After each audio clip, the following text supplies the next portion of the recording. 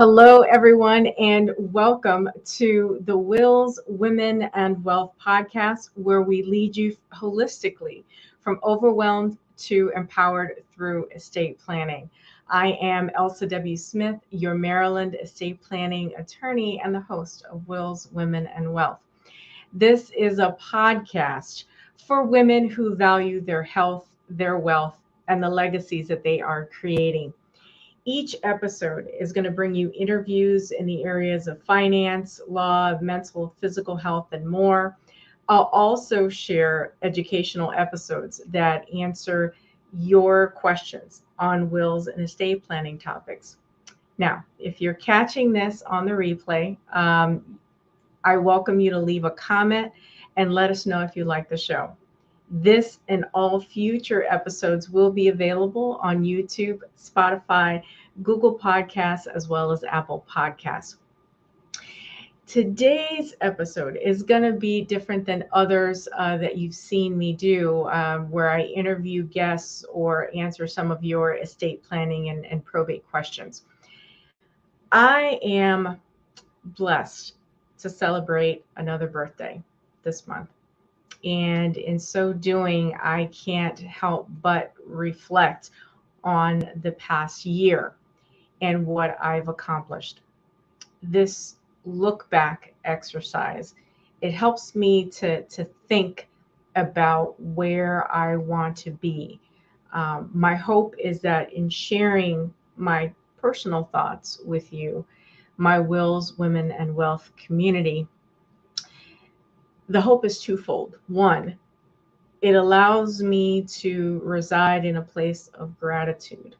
And two, I hope that you will be inspired to do the same exercise on your own.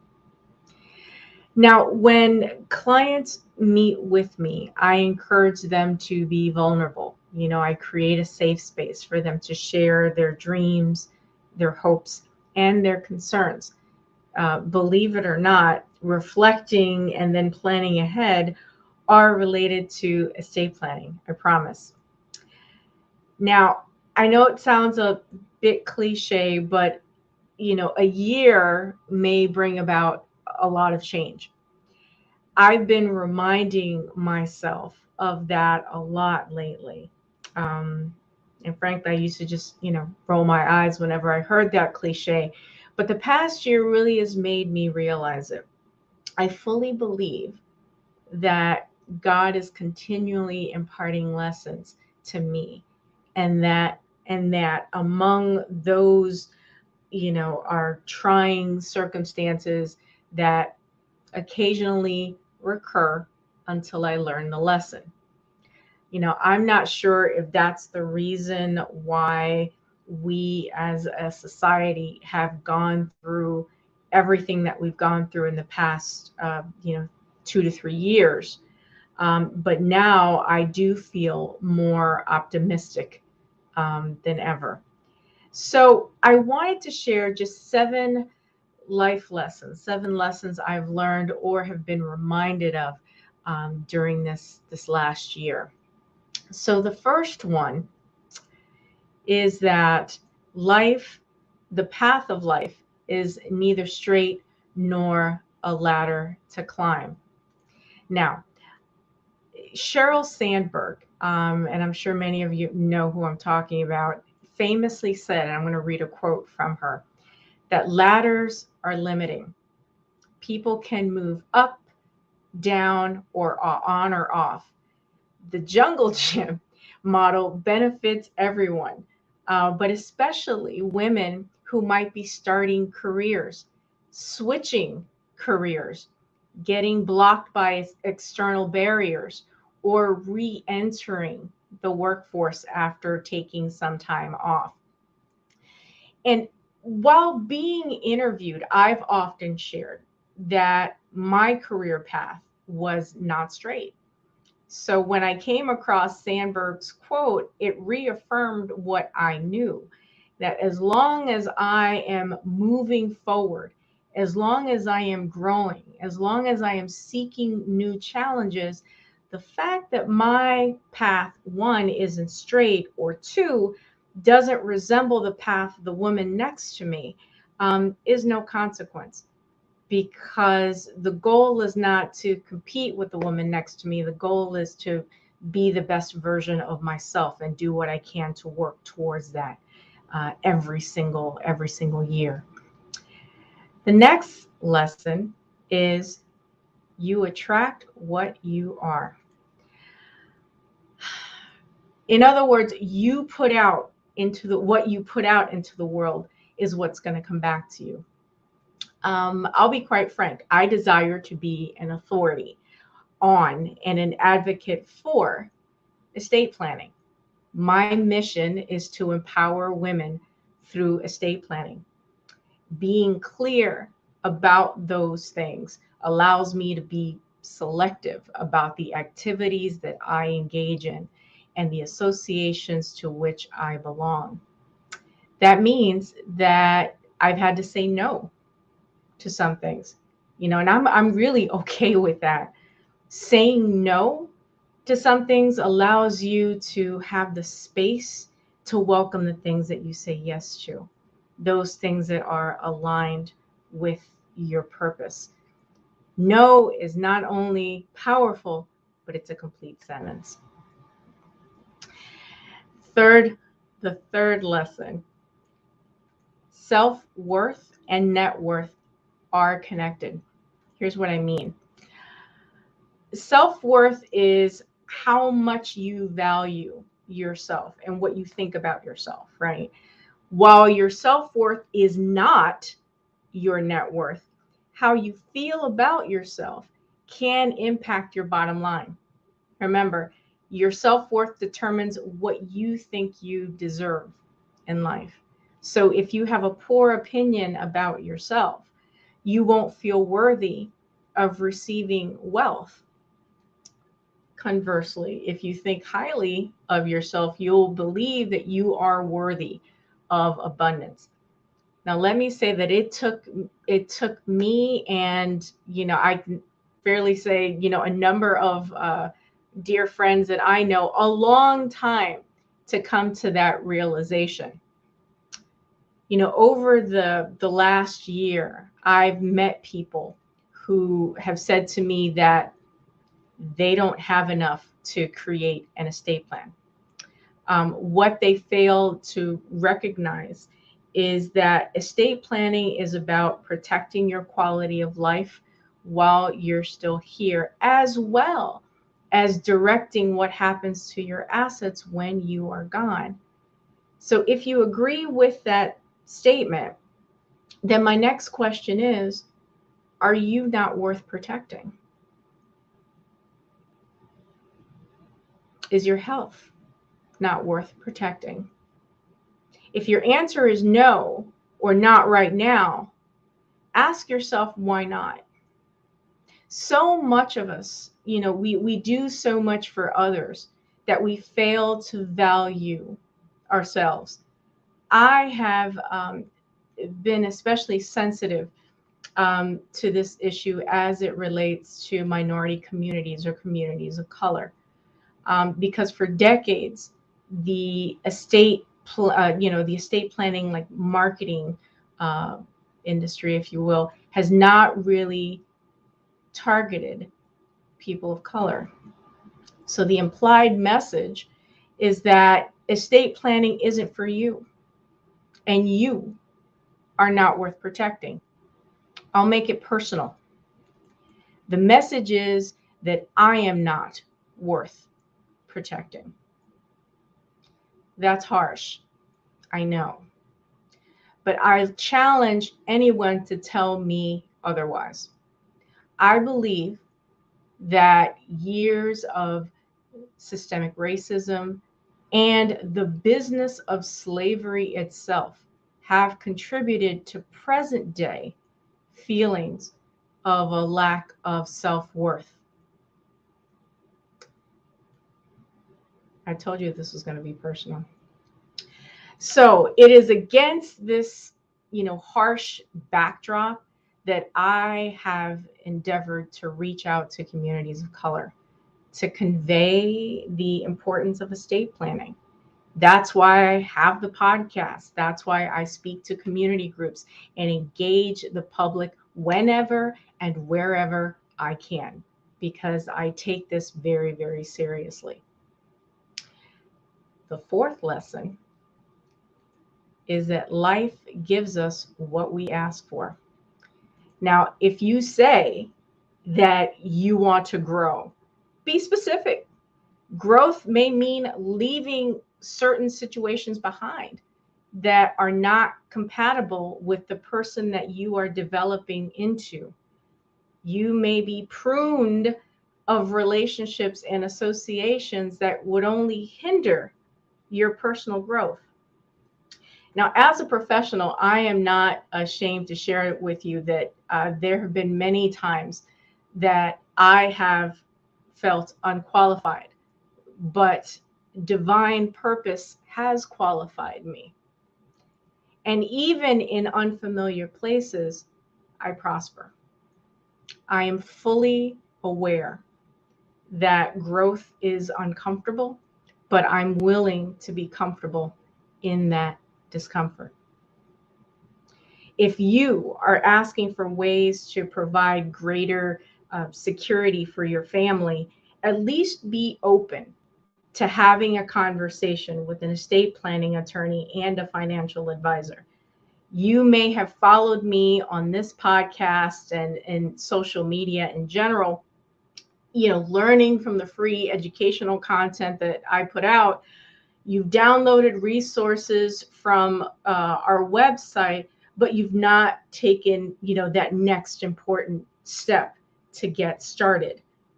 I've helped a number of families this past year work through barriers that have prevented them from experiencing the relief of having an estate plan.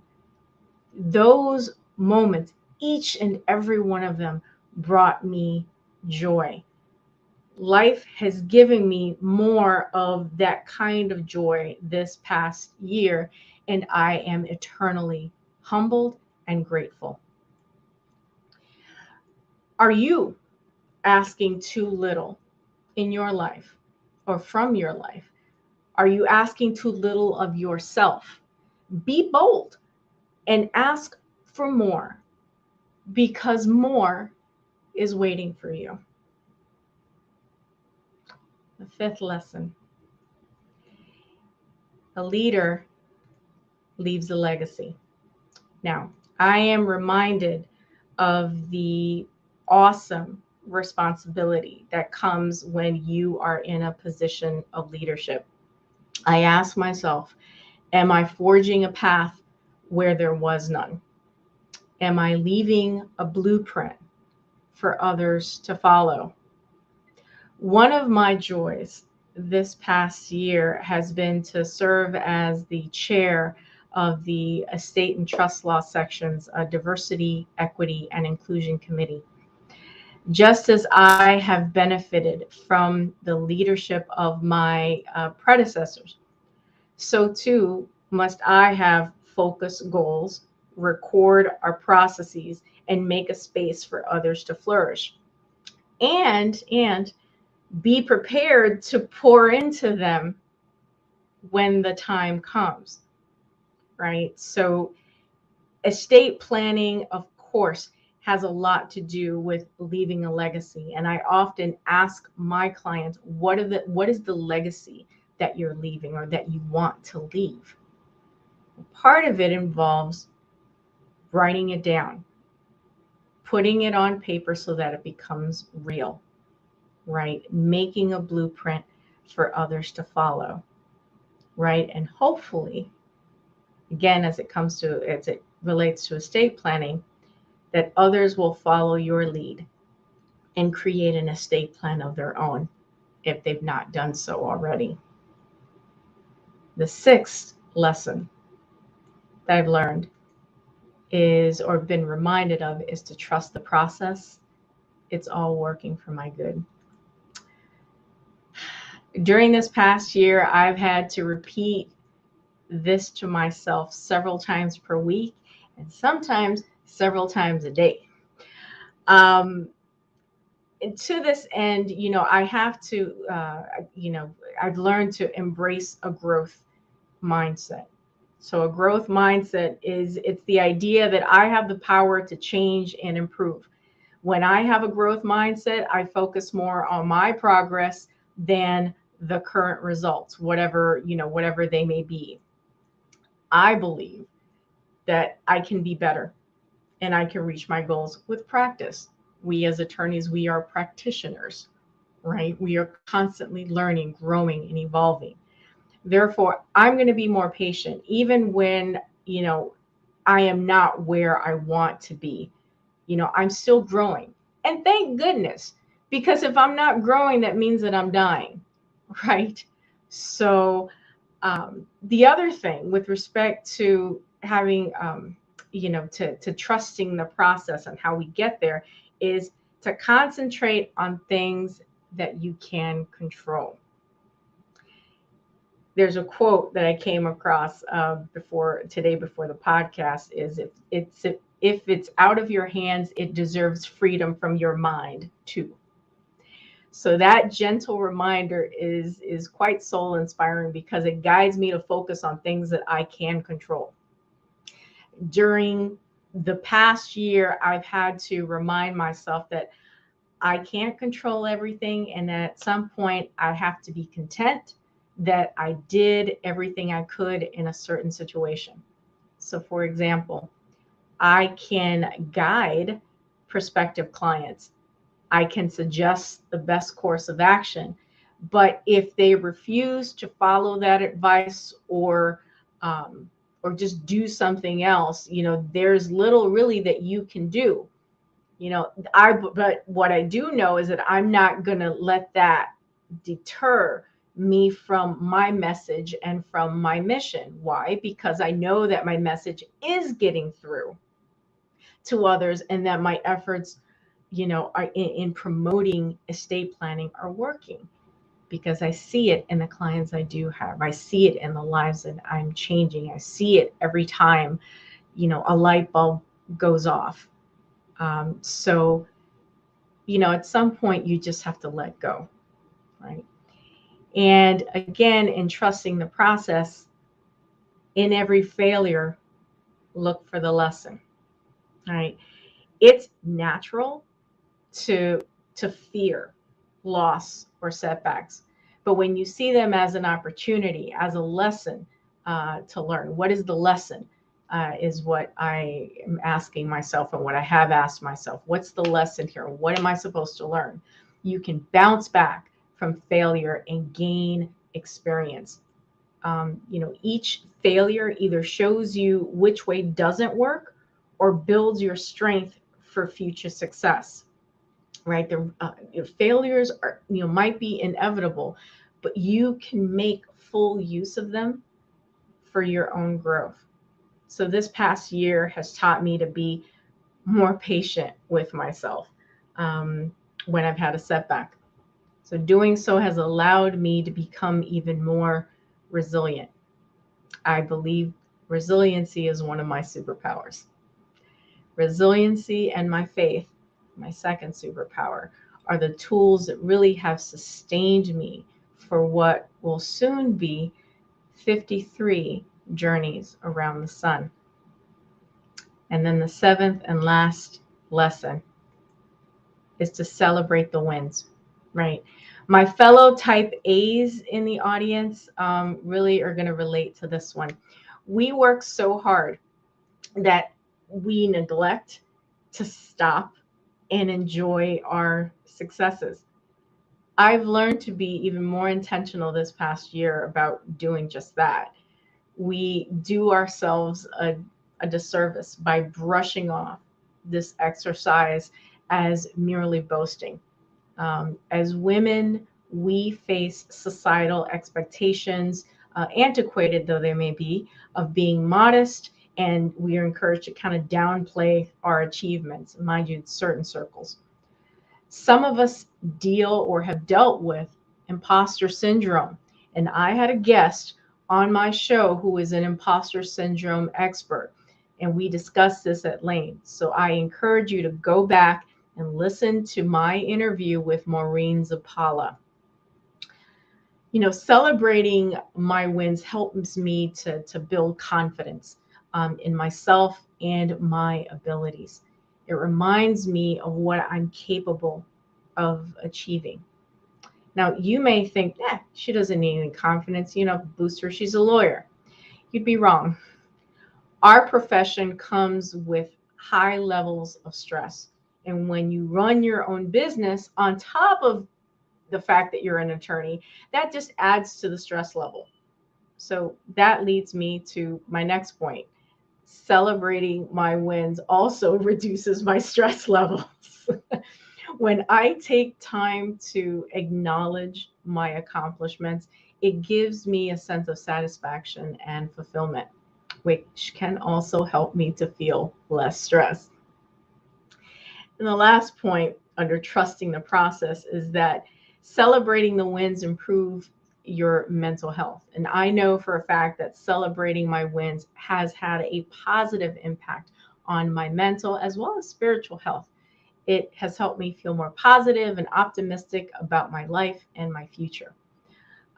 So my message to all of you is to go and celebrate your wins. Now, in this episode, I hope that it has allowed you to get to know me a little better. Estate planning is a very personal, it's a very intimate process. And you need to be able to feel comfortable and trust the firm and the attorney you hire to create your plan. If you think that we'd be a good fit for you, I invite you to book a free 15-minute call with a member of our team. The link will be in the show notes or below this video after the podcast. So I want to encourage you to do this exercise on your own. Look back on the last year and see where you are, see what's worked for you and see what hasn't. And if you want to do better, be intentional about that. I want to thank you for joining me for another episode of Wills, Women, and Wealth. I'm Elsa W. Smith, your Maryland estate planning and probate attorney. Thanks for watching and be well.